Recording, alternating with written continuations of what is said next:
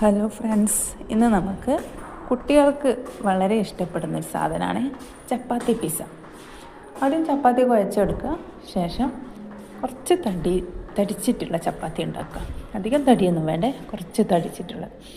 അതിനെ ചുട്ടെടുക്കുക. രണ്ട് ഭാഗവും മറിച്ചിട്ട് ചുട്ടെടുക്കുക. ശേഷം അതിലേക്ക് നമ്മളെ വീട്ടിലുണ്ടാക്കിയ പിസ്സ സോസ് ഉപയോഗിക്കുക. കൂടാതെ കടയിൽ നിന്ന് വാങ്ങിയതോ കുറച്ച് സോസ് പുരട്ടി കൊടുക്കുക. പിന്നീട് നമുക്കതിലേക്ക് കുറച്ച് ഏതും ഇടാം കേട്ടോ. പച്ചക്കറി ഇടാമെങ്കിൽ പച്ചക്കറി ഇടാം. ഞാൻ പനീറിൻ്റെതാണ് ആക്കുന്നത്. കുറച്ച് പനീർ നെയ്യിലിട്ട് വാട്ടിയെടുത്തതാണ്, അത് വെച്ച് കൊടുത്തു.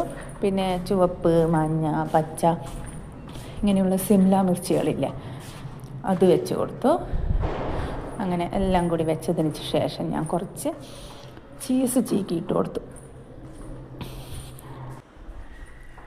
ചീസ് ചീകിയിട്ട് കൊടുത്തതിന് ശേഷം ഒരു പാനിലേക്ക് വെക്കും. പാനിലേക്ക് വെച്ചതിന് ശേഷം ഒരു 5 മിനിറ്റ് മൂടി വെച്ചിട്ട് വേവിച്ചെടുക്കുക.